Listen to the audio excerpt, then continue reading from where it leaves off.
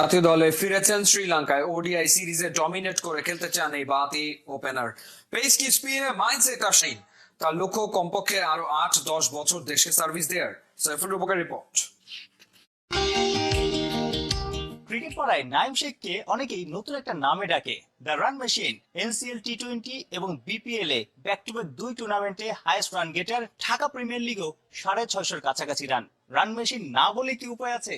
কেমন লাগে শুনতে? 18-19 যখন যে জায়গায় অপরচুনিটি আসছে আমি চেষ্টা করছি হাইস্ট রান গেটারই থাকার জন্য। তো এটা আমার ছোটবেলার একটা হ্যাবিট। প্রধান নির্বাচক গাজী আশরাফ হোসেন লিপুও বলেছেন যে নাইম শেখ এখন অনেক পরিণত।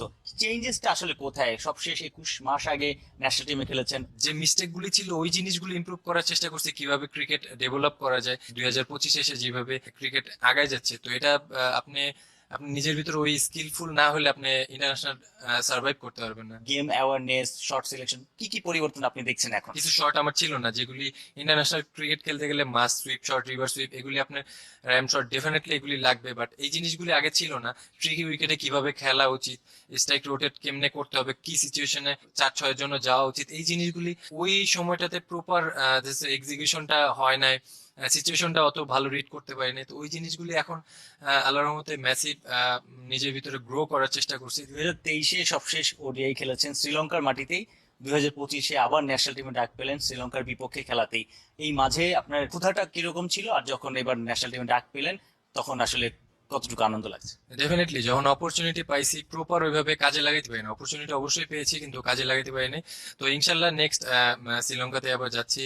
অপরচুনিটি আসলে 100% টিমের জন্য কন্ট্রিবিউশন রাখার চেষ্টা করব।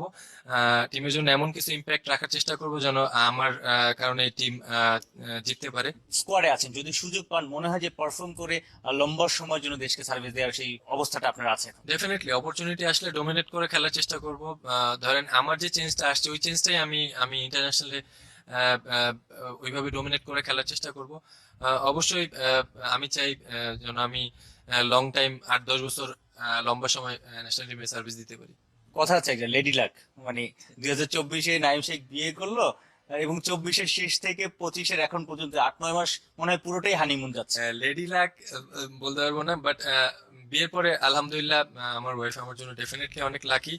আর মেসিভ চেঞ্জ আসছে বলতে ধরেন personal life professional life both life অনেক ডিসিপ্লিন থাকতে হয়, যেটা আমার বিয়ের আগে একদমই ছিল না। তো আলহামদুলিল্লাহ আমার ওয়াইফের জন্য অনেক ফ্যামিলি লাইফে অনেক নতুন নতুন জিনিস শিখতেছি, অনেক ম্যাচিউর, অনেক ডিসিপ্লিন থাকার চেষ্টা করি। আর চেষ্টা করতেছি প্রপার ডিসিপ্লিন থাকার জন্য। এই কারণে কি মানে ভাবি আসার পরে কি মনে হয় যে মাঠে আরো ফোকাস থাকা যাচ্ছে? হ্যাঁ, অবশ্যই অবশ্যই, কারণ ফ্যামিলি সাপোর্টটা অনেক ইম্পর্টেন্ট। আমার বিয়ের আগে আমার ফ্যামিলি, আমার হোল ফ্যামিলি আমাকে সবসময় ক্রিকেটের জন্য অনেক সাপোর্ট করছে। আমার আব্বা আম্মা, বড় ভাই, ভাবি, এখন আমার ওয়াইফ, মাশাল্লাহ। সাইফুল রূপক, 71। বাংলাদেশের বিপক্ষে ওডিআই সিরিজের জন্য পূর্ণশক্তির দল ঘোষণা করেছে শ্রীলঙ্কা। ব্যাটসম্যান সাদিয়া সামারাভিক্রমা ও বাহাতি পেসার দিলশান মাদুশাঙ্কাকে ফেরানো হয়েছে। যা পেয়েছেন ওডিআই অভিষেকের অপেক্ষায় থাকা পেস বোলিং অলরাউন্ডার মিলান রত্নানায়কে। ঘরের মাঠে 3 ম্যাচের সিরিজের জন্য চারিতা আসালাঙ্কার নেতৃত্বে 16 সদস্যের দল ঘোষণা করেছে শ্রীলঙ্কা ক্রিকেট। 2 জুলাই কলম্বোর প্রেমাদাসা স্টেডিয়ামে হবে প্রথম ম্যাচ, একই ভেন্যুতে 5 জুলাই হবে দ্বিতীয় ওয়ানডে, 8 জুলাই তৃতীয় ম্যাচ হবে পাল্লেকেলেতে। রাত পোহালেই শুরু হচ্ছে প্রবাসী ফুটবলারদের ট্রায়াল। তার আগে জাতীয় স্টেডিয়ামে হয়ে গেল 14 দেশ থেকে আসা 43 জন ফুটবলারদের মিলন মেলা। এদিন ট্রায়ালের বিষয়ে সব আনুষ্ঠানিকতা সেরে নিয়েছে ফুটবলাররা। বাফুফের প্রত্যাশা, জাতীয় দলের পাইপলাইনে বড় ভূমিকা রাখবে এই ট্রায়াল। হাসান সজীবের রিপোর্ট।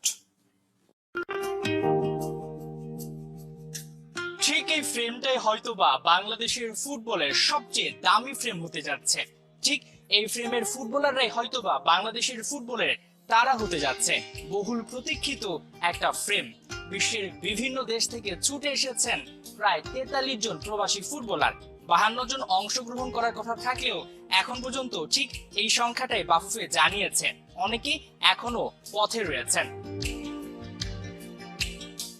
ট্রায়ালের আগের দিন ঠিক ফুটবলাররা কি করলেন? প্রথমেই তারা তাদের রেজিস্ট্রেশন সম্পন্ন করেছেন। এরপর একটা ওরিয়েন্টেশন প্রোগ্রাম হয়েছে, যেখানে তাদের বুঝিয়ে দেওয়া হয়েছে ট্রায়ালটা কিভাবে হবে, কোন প্রসেসে হবে, সবকিছু।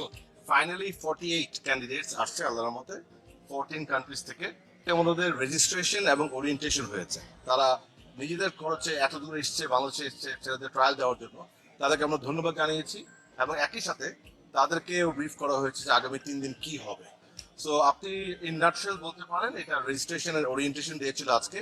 আগামীকাল থেকে ইনশাল্লাহ আমাদের ট্রায়াল শুরু হবে। আপনারা জানেন 3 দিনের ট্রায়াল, দুটো গ্রুপ করা হয়েছে, আন্ডার 19 এন্ড আন্ডার 23। বাফুফের সহ সভাপতি ফাহাদ করিম বলছেন এটা কোনো বাছাই প্রক্রিয়া নয়, এটা তাদেরকে একটা মূল্যায়ন করা হবে। তারা নিজেদের খরচে নিজেদের উদ্যোগে ট্রায়ালে অংশ নিতে এসেছেন, তাদের কাউকে যে বাদ দেওয়া হবে বিষয়টা কিন্তু তা নয়। তাদের প্রত্যেকের নামের পাশে একটা মূল্যায়ন করা হবে এবং যে কোনো সময় যে কোনো প্রয়োজনে তাদেরকে ডাকা হতে পারে। This is not a camp, এটা কিন্তু একটা ট্রায়াল। সো ট্রায়ালে যেটা হয় আপনারা জানেন পার্টিসিপেন্টস কিংবা অ্যাটেন্ডারকে ইভালুয়েট করা হয়। সো 30 তারিখের পরে আপনি জানেন আমাদের একটি অত্যন্ত রিচ প্যানেল করা হয়েছে, যেখানে একটা ডাইভার্স গ্রুপ অফ পিপল থেকে প্যানেল করা হয়েছে। আপনারা জানেন যেখানে ক্লাবদের কোচ আছে, আমাদের টিডি আছেন। সো ওনারা যে ওনার ইন্ডিভিজুয়ালি সবাইকে ইভালুয়েট করবে। 30 তারিখের পরে ওনাদের ইভালুয়েশন গুলি সবগুলোকে কম্পাইল করা হবে। কম্পাইল করা হয়ে আমাদের এখানে যে 48 পার্টিসিপেন্টস তাদের সকলকে ডাটাবেস ক্রিয়েট করা হবে। ট্রায়ালের পরে ইনশাল্লাহ যদি এখান থেকে আমরা বেশ কিছু talent pi, that will be the best thing end of course we hope for that. But again আমরা এখানে কিন্তু সিলেকশনের জন্য আসলে আমরা এখানে একটা অপরচুনিটি দিচ্ছি যারা বাংলাদেশের জন্য খেলতে যাচ্ছে নিজ উদ্যোগে, এবং একই সাথে আমরা তাদেরকে মূল্যায়ন করছি এবং সেই মূল্যায়নের রিপোর্টটা আমাদের কাছে থাকবে। ডেফিনেটলি যখন যাকে আমাদের প্রয়োজন হয়ে মনে পড়ে সেই ডেটাবেস থেকে উই ক্যান পিক। একটা সময় যখন বাংলাদেশের ফুটবল ম্যাচ হতো জাতীয় স্টেডিয়ামের গ্যালারি থাকতো ফাঁকা, ঠিক হামজা চৌধুরী আসার পর থেকে সেই স্টেডিয়ামে পূর্ণতা পেয়েছে। একই সাথে শুধু যে হামজা চৌধুরী বারবার আসবে আর তখনই গ্যালারি পূর্ণতা পাবে বিষয়টা তা নয়। ভবিষ্যতের তারকা তৈরি করতে, ভবিষ্যতের পাইপলাইন তৈরি করতে এই প্রবাসী ফুটবলাররা বেশ গুরুত্বপূর্ণ। আজকে তারা মাঠের একটা নতুন আবহ তৈরি করেছে। একটা সময় হয়তোবা ঠিক এই জাতীয় স্টেডিয়ামে সব সময় যখনই বাংলাদেশের ম্যাচ হবে সেই গ্যালারি কানায় কানায় পূর্ণতা পাবে। এখন দেখার পালা প্রবাসী ফুটবলাররা